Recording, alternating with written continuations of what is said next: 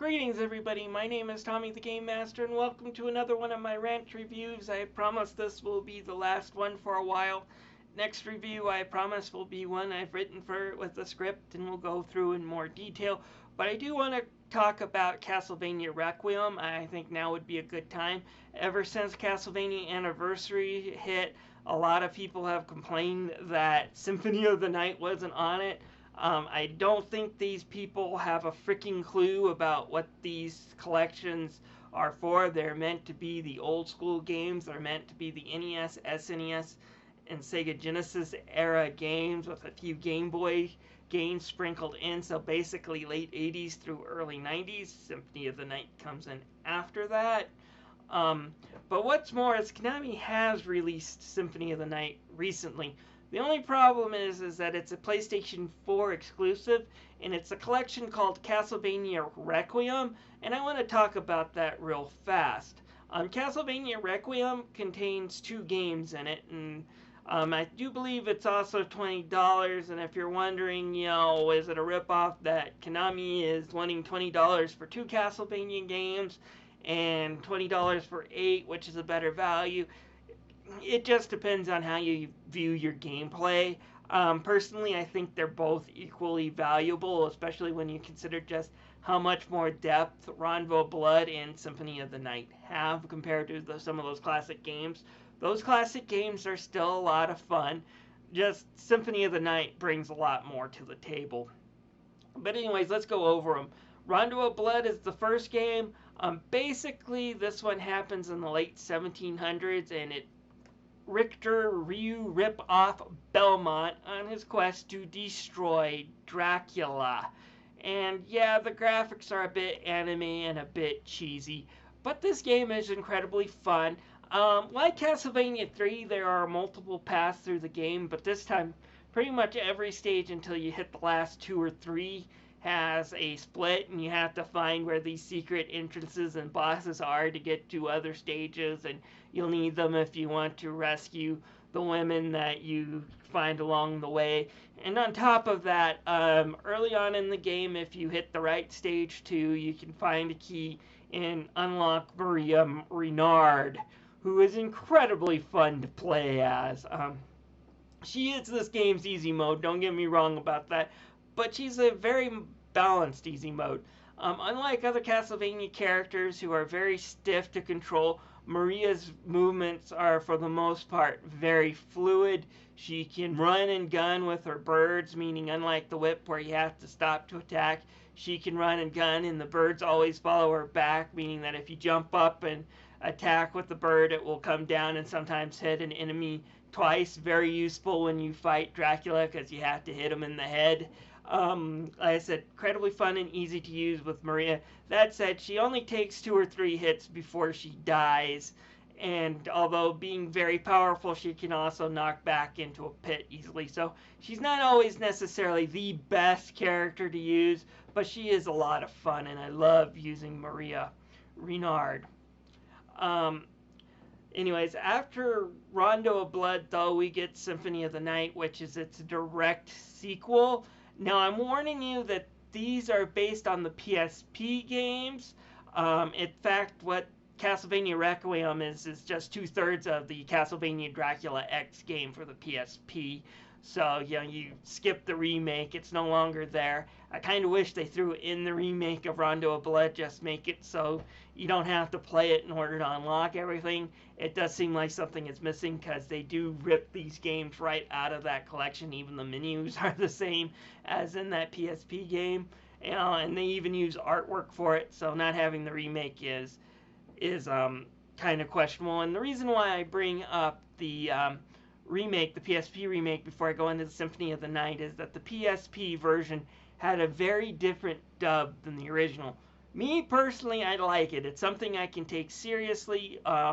The voice acting is a lot better, at least when it comes to acting. Now, I will say Yuri Lowenthal does not quite have the ambience of the original Alucard's voice, which was this very deep and ethereal voice, which I thought fit the character. But he does do a better job of acting out all of Alucard's different moods and mood swings as he goes through the castle And I personally like this one better, despite the fact that the cheeseball voice acting in the original PS1 game was memorable. I hope Konami doesn't completely throw out that, because it is an enjoyable dub, and I can understand why people want to protect that one, kind of like how you want to keep the original version of Star Wars intact. But I do think this is a better experience overall, in my personal opinion. But anyways, this one takes place a few years after Rondo of Blood. One night, Richter Belmont disappears and Castlevania reappears, demons and all. Maria Reynard, worried about Richter, sets off to the castle to see if he's there. Meanwhile, the castle's early reappearance plus the disappearance of the Belmont with the whip has caused an old ally of the Belmont family to reawaken after several centuries, and that is the Dampfir Alucard, which is the person you're going to be playing as. Yes, he's from Castlevania 3, but they have totally redesigned him, and this game as well has changed his powers.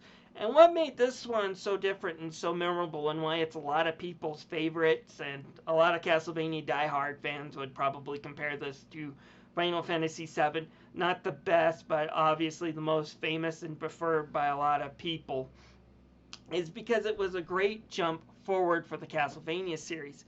Before Symphony of the Night, all the Castlevania games were like in Castlevania Anniversary, with the exception of Castlevania 2, which was just get to the end of the stage and destroy the bosses.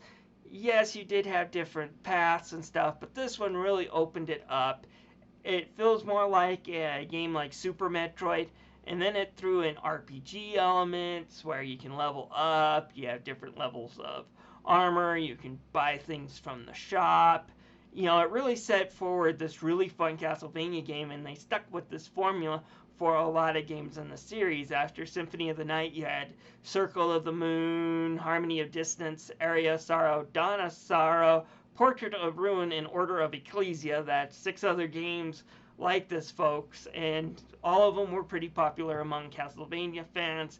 It's a good formula, it's fun, and it sticks well. And this game, for the most part, has aged pretty gracefully, like fine wine. It's still as fun to play today as it was when I played it 18 years ago. I was a little late to the party, but yeah, 18 years ago. It's still pretty fun, still worth checking out, and I do highly recommend it. So there you go, folks.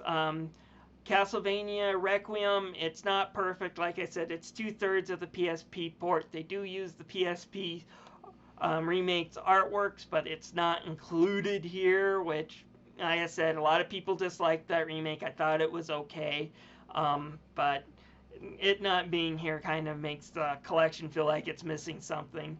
But both games, Rondo of Blood and Symphony of the Night, are worth checking out. It is worth paying more, even though you're getting less games, simply because Symphony of the Night is a huge game. Now, rather than complaining that it's not on Castlevania Anniversary Collection, folks, I do suggest you complain to Konami asking why this is a PS4 exclusive. Why isn't it on Steam? Why isn't it on Switch? Why isn't it on Xbox One? That needs to be talked about, and that needs to be told to Konami, rather than saying you're not going to buy an Anniversary Collection that doesn't have this game on it because it's not in the right release window that Konami was looking for. Instead, complain about why you haven't gotten the collection that these games are in. It's worth porting these games to the Steam, folks. And then it's also worth picking up the Castlevania Anniversary Collection if you've never played those games before, because they're both fun. And I would appreciate it if people stopped complaining that Symphony of the Night isn't in the Castlevania Anniversary Collection that was just released, especially since this Requiem package is less than a year old as of this recording. This is Tommy the Game Master, thanking you for listening to this. I'll catch you guys later.